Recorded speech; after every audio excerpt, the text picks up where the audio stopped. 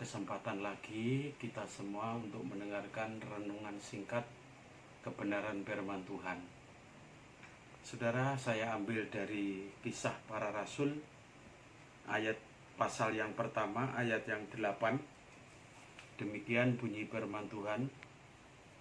Tetapi kamu akan menerima kuasa kalau Roh Kudus turun atas kamu, dan kamu akan menjadi saksiku di Yerusalem, di seluruh Yudea dan Samaria, dan sampai ke ujung bumi.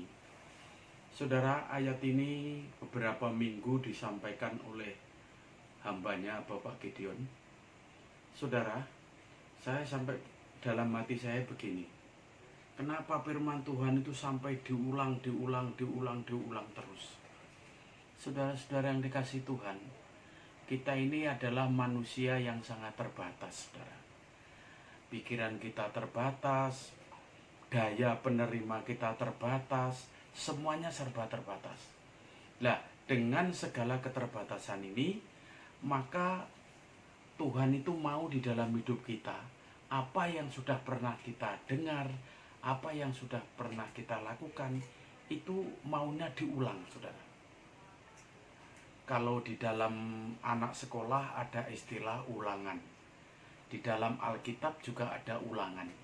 Nah, saudara, firman Tuhan tidak bisa sekali diterima terus hafal terus, tidak bisa. Kadang sering diulang, itu pun kadang-kadang masih lupa. Tetapi biarlah hari ini kita mengulang sekali lagi Kisah Para Rasul pasal yang pertama ayat 8 ini, yang berbunyi, tetapi kamu akan menerima kuasa kalau Roh Kudus turun atas kamu, dan kamu akan menjadi saksiku di Yerusalem dan seterusnya. Nah, artinya saudara, kita akan menerima kuasa kalau Roh Kudus turun atas kita. Kalau saya balik, maka orang Kristen tidak punya kuasa apa-apa kalau tidak Roh Kudus turun atas mereka. Saudara-saudara yang dikasih Tuhan, malam hari ini ada dua ciri khas orang yang dipenuhi oleh Roh Kudus. Yang pertama saudara, itu punya satu kuasa. Yang kedua, menjadi saksi. Nah, dua ini saudara, dua ini yang tidak bisa dibohongi, dipungkiri di dalam kekristenan. Pak, ada orang Kristen yang berbahasa roh begitu fasih luar biasa. Maaf saudara, itu bisa dibuat. Itu kalau satu pohon, bahasa itu adalah daunnya. Dan Tuhan tidak perlu dengan daun itu, saudara. Yang perlu adalah buah itu, yaitu yang disebut dengan 9 buah roh. Saudara, jadi di dalam kekristenan ini, yang dipentingkan oleh Tuhan itu bukan daunnya, tetapi adalah buah. Saudara, sejauh mana kita ini mengintrospeksi hidup ini? Apakah hidup ini itu sudah dipenuhi dengan Roh Kudus atau belum?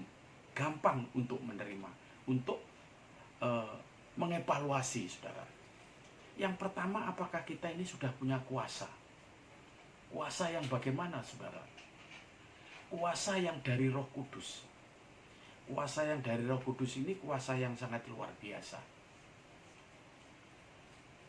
Yang kedua, apakah kita ini sudah menjadi saksi di dalam kehidupan? Lah, kalau dua-duanya ini belum muncul dalam hidup kita, saudara. Yang pertama, kuasa. Kuasa ini banyak sekali di dalam kehidupan kita. Kita bisa dipercaya orang lain, kita bisa dipercaya dalam satu pelayanan. Itu karena kita ini punya satu power, saudara, punya satu kuasa. Itu yang pertama. Yang kedua, apakah hidup kita ini sudah menjadi berkat bagi mereka? Apakah hidup kita ini sudah menjadi saksi bagi mereka bahwa kita ini adalah orang percaya yang bisa dipercaya, saudara. Nah, untuk itu biarlah malam hari ini dengan renungan singkat ini saya garis bawahi bahwa orang yang dipimpin oleh Roh Kudus itu yang pertama punya kuasa dan yang kedua menjadi saksi. Kalau dua ini belum ada di dalam hidup kita, marilah saudara pada malam hari ini kita minta kepada Tuhan supaya Tuhan menyuruh Roh Kudusnya turun di atas kehidupan kita. Amin. Tuhan memberkati.